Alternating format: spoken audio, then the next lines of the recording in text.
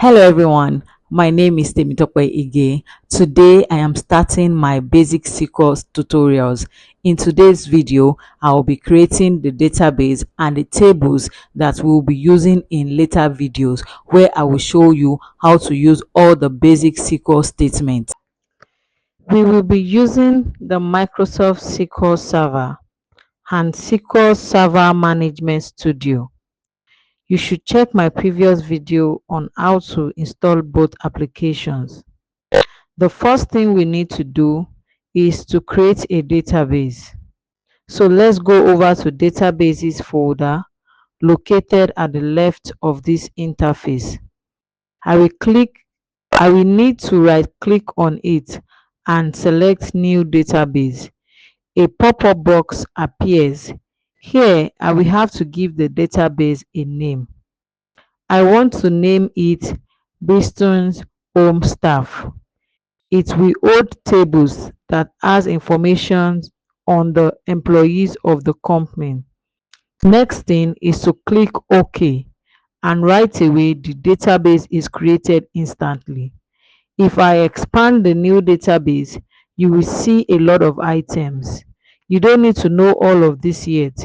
We will be focusing on tables for now. Currently, we do not have any tables yet in the new database we just created. So we need to create tables. There are two ways to create a table. I can right click on tables and click on new and table. I will be using the second option, which is by writing a script. So I will go up and click new query, and then we will get started on creating the two tables that we will be using for all the complete tutorial parts. To create the first table, which is the staff information table, I will write a script that says create table staff demographics. I will go down, open parentheses to state what the column names and the data type for each column. The first column in this table is staff ID table. I want this to have an int data type. This column will contain unique IDs for each staff that are simply numbers. The next column is the first name column, and the data type for this column is the virtual 50. Virtual data types is for text-like columns, and int is for integers, numbers. I will do a video on data types soon. Next column is the last name column. I am also giving it a virtual data type. The next column is the age. I am giving it an int data type because it will contain the age of staff, which are numbers. The last column in this table is gender. Branch 50 is also good for this. I will now close the parentheses. Here is the script for our very first table. Now let's run this by clicking execute above, and you can see commands completed successfully showing below. Now when I refresh the tables under SQL tutorial database, there is the newly created table right there. I will highlight the creation script and get rid of it now. We no longer need it. I am creating the second table now. This will be our employee salary information table. Create table staff ID. Click enter. Open parentheses. Our first column is also staff ID with int data type, like we have in the staff demographics table I created first. The second column here is job title of each staff, and I will give it the virtual 50 data type. Finally, the last column is salary, and I will give it int data type because it will have just numbers. Time to close the parentheses and execute the create table script. Commands completed successfully shows below.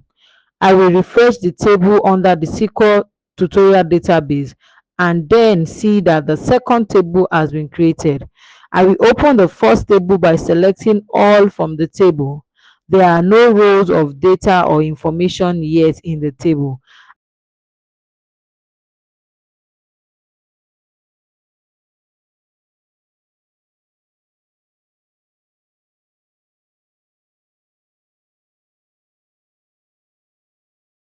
Now I want to insert data into the two tables. We need a lot of information for this table in order to learn a lot of concept on querying a table.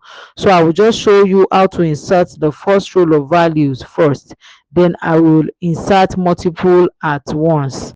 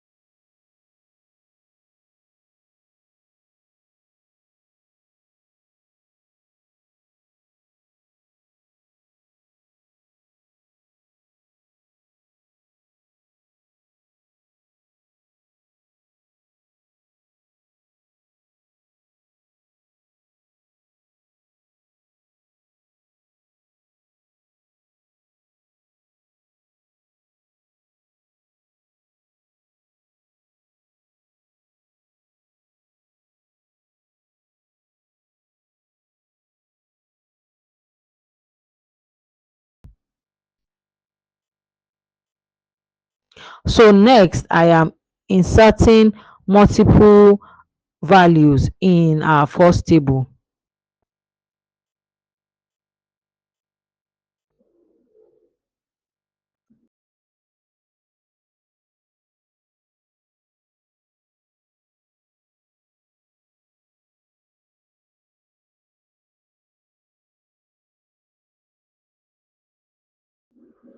After this is done, I will select all from the table to take a look at it.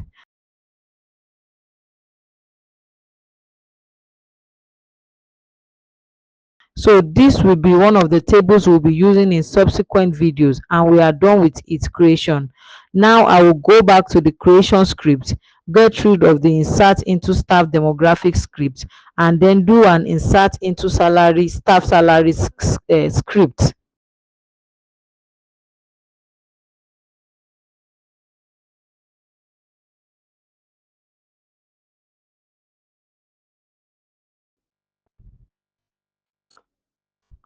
Now I have done an insert into staff salary script.